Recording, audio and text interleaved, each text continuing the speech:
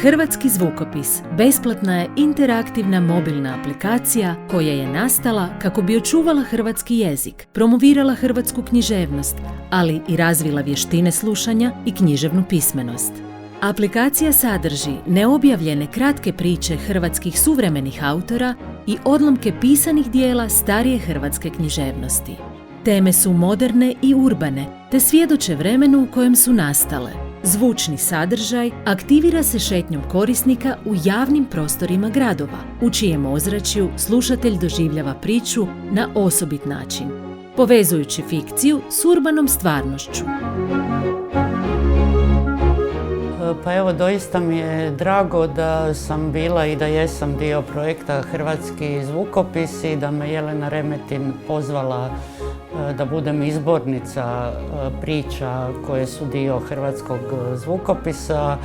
U samom početku mi je to sve djelovalo onako malo apstraktno kad mi je ona iznijela ideju, ali kako sam i sama sklona tim svim suvremenim nekim načinima komunikacije, tehnologiji, uređajima, odmah sam nekako povjerovala u ideju. Mislim da je došao neki trenutak kad te neke analogne stvari iz svojih života moramo im dopustiti da prerastu u digitalne ili da barem donekle prate razvoj tog digitalnog svijeta, a jedna od njih je svakako i književnost. Znači, mi jednostavno koliko god smo svi i dalje jako skloni tome da držimo knjigu u rukama i čitamo knjigu kao fizički predmet, moramo prihvatiti to da pogotovo mlađe generacije koje su odrasle uz ekrančiće, uz mobitele, uz milijun različitih aplikacija za sve i svašta, da će puno lakše prihvatiti takav neki oblik čitanja ili slušanja književnosti. Zato mislim da je ovo jako dobra stvar, zato što približava književnost tom digitalnom načinu života u koji smo svi na neki način bačeni, i zato što baš Hrvatski zvukopis sa aplikacijom gdje vi po gradu, po nekoj urbanoj sredini lovite te priče, je zapravo prilika da u nekim trenucima u kojima možda ne bismo konzumirali književnost, da tako kažem,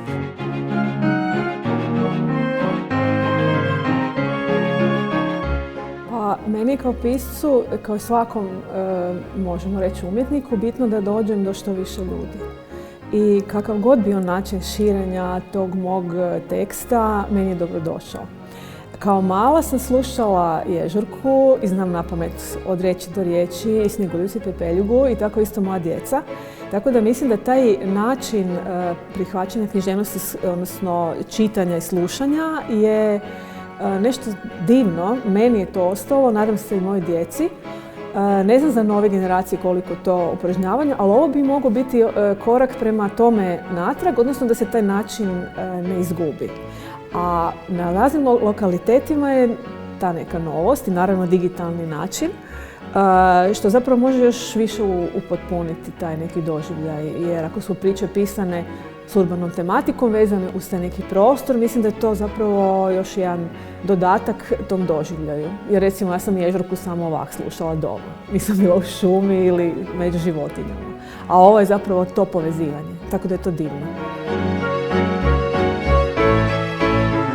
Nama piscima knjiga je naravno posebno bliska.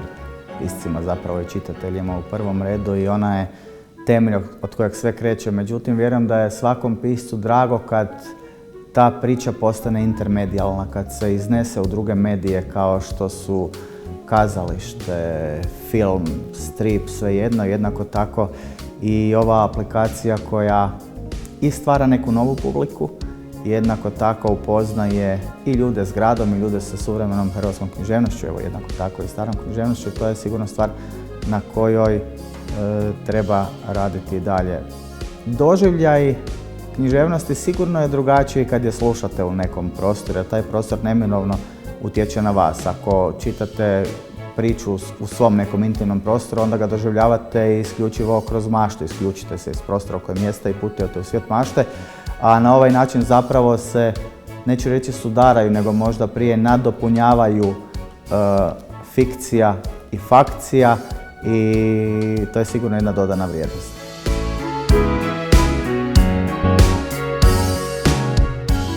Mislim da je to odlično, da književnost mora cirkulirati i da je najgore kad književnost ostane samo mrtvo slovo na papiru.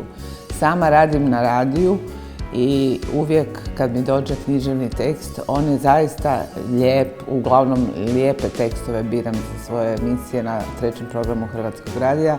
Međutim, to nije sve. Kad taj tekst dobije zvučnu animaciju, kad ga spikeri ili glumci pročitaju i kad se još poprati glazbom, to je nevjerojatna razlika u odnosu na suhu kompjutorski ekran ili na bijelu stranicu knjige.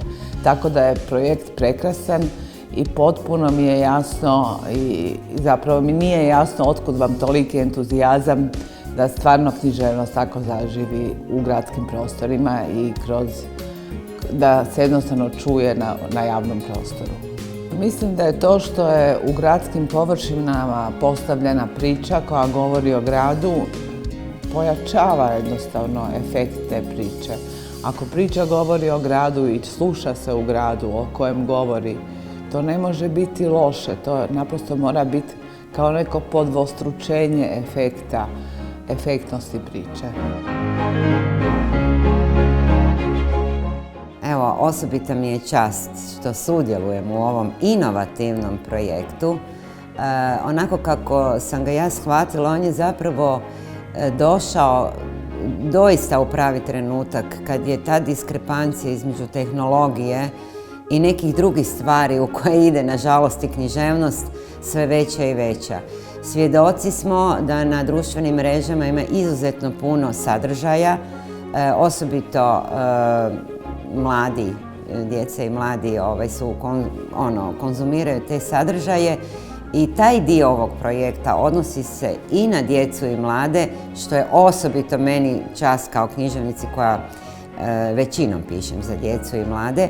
Dakle, povezati tehnologiju, povezati književnost, umjetnost, povezati s lokacijama. Ovog puta je bila lokacija urbana, dakle vi naprosto šećete gradom, imate mogućnost poslušati književnost, imate mogućnost sudjelovati u umjetničkom činu i zapravo korespondirate i sa književnošću i sa lokacijom. Dakle, nadam se da će se ovaj projekt i dalje širiti, a prije toga biti izuzetno dobro prihvaćen, odnosno na sva zvona promoviran da bi se doista i konzumirao. Jer vjerovali ili ne, svi smo svjedoci da većina ne samo djece i mladih, nego i odraslih imaju slušalice na ušima, pa neka ih onda imaju sa dobrim razlogom. Priče uz glazbenu i zvučnu podlogu pripovjedaju hrvatski glumci. Dobio sam priče suvremenih hrvatskih autora i dobio sam stare priče starih hrvatskih majstora tipa Augusta Šeno i sličnih. I u ovisnosti o sadržaju priče i o glumačkoj interpretaciji sam se onda odlučio za određene pristupe tome i muzičke, sound dizajnerske. Stare priče sam nastojao nekako uklopiti u to nekako staro zagrebačko ruho takve glazbe, nekako malo klasičnije glazbe, tako nazva. Za sve urbane priče sam nastojao nekako dobiti zvuk grada u kojem se radi nekako, ako je tematski riječ o Zagrebu, onda sam nastojao snimati tramvaje i sav taj neki ambijens Zagreba koji je prisutan i onda na temelju toga onda dalje graditi muzički i sound dizajnerski pristup tome. Radio je uvijek jedan izazov, zato jer za razliku od kazališta i filma gdje ti koristiš i mimiku i gestu i koristiš cijelo tijelo, kad radiš radiodramu ili neke radijske forme, sve te geste, mimike i sve te emocije moraju proći kroz glas. Glas je naravno ono prvo sredstvo kojim se sporazumijevamo, koje koristimo i I ta boja glasa je bitna i bitne su emocije koje uneseš u lik kojeg čitaš zapravo. I za razliku od kazališta i filma koje obožavam, radio je jedna forma koju volim raditi jer mi je i vježba i izazov. I mislim da su ovakve forme koje su možda nekim našim mladim slušateljima zastarjele, možda ih ne zanimaju, međutim preko digitalnih platformi se vraćaju na veliku scenu jer mislim da slušajući neku priču, prolazeći kroz neke kvartove koji se dotiču te priče, kreirajući neke likove, oni sami dok hodaju i šetaju kroz grad stvaraju neki svoj film i to je silno zanimljivo. I kazalište i film imaju neke svoje druge parametre.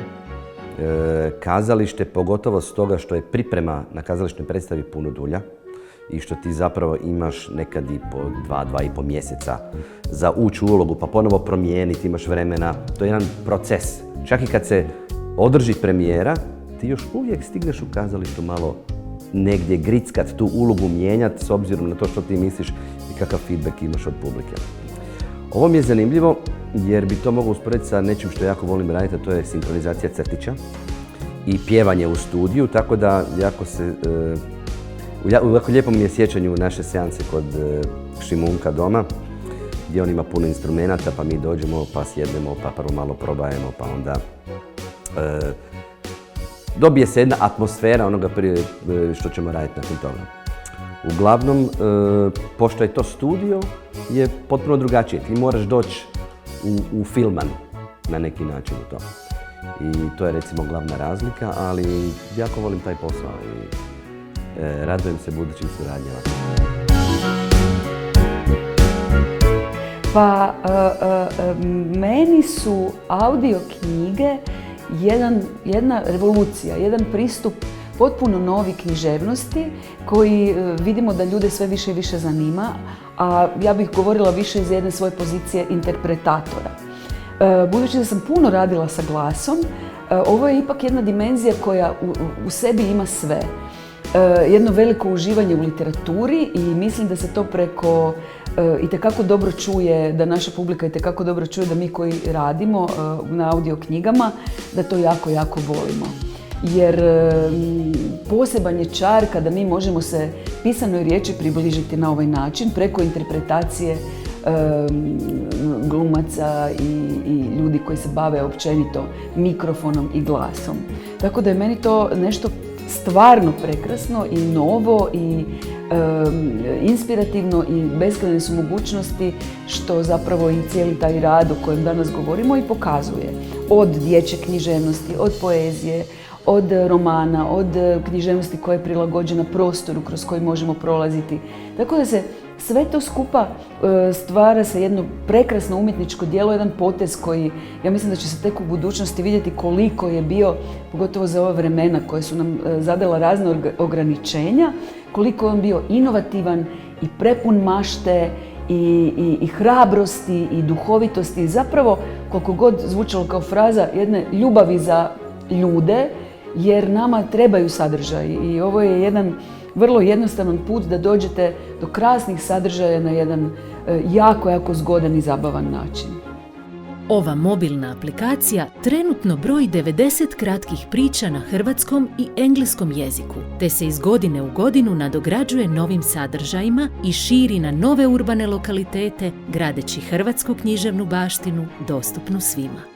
Većinom su suvremeni tekstovi i ti tekstovi nije da su slični, svaki tekst ima svoj glas, ali su suvremenim jezikom i imaju neku srodnost, ali oni stariji tekstovi, naravno, to je potpuno drugačiji stil, drugačiji odabir riječnika, rečenice, atmosferu stvaramo. A ima i distopijskih suvremenih tekstova, jedan o tome kako je netko cyborg robot, mislim čovjek robot i tako dalje. I ima ih koji se jako baziraju na dijalog, a drugi koji su više narativni, znači opis nekakav i to. I onda tu se razlikuju jer dijalog naravno ima ih nekoliko koji su formirani kao drame male, sa likovima.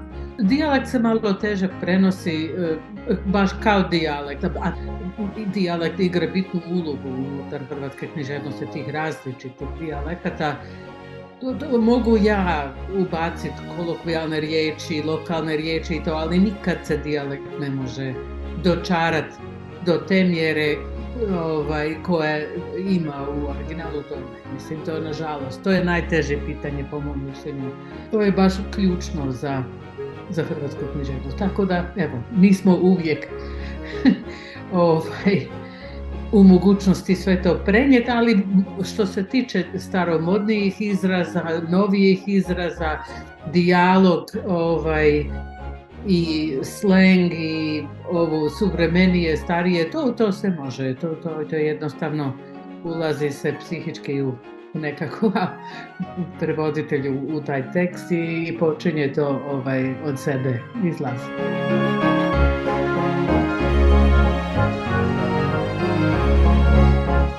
Hrvatski zvukopis je za sada aktiviran u hrvatskim gradovima Zagrebu i Splitu, u urbanim područjima srednjodalmatinskih otoka te u Njujorku kao prvoj urbanoj sredini za Hrvate koji žive izvan Republike Hrvatske. Aplikacija će uskoro biti dostupna u Rijeci i u Parizu, dok će u budućnosti obuhvatiti nova područja Hrvatske, a i druge gradove svijeta.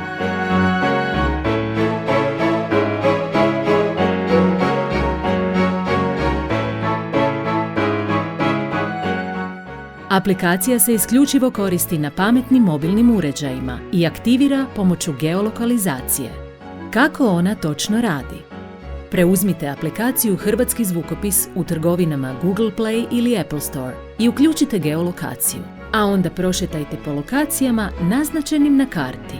Započet ćete primati push obavijesti na mjestima na kojima uhvatite priču, koju možete odmah poslušati, ali i automatski preuzeti i ponijeti sa sobom.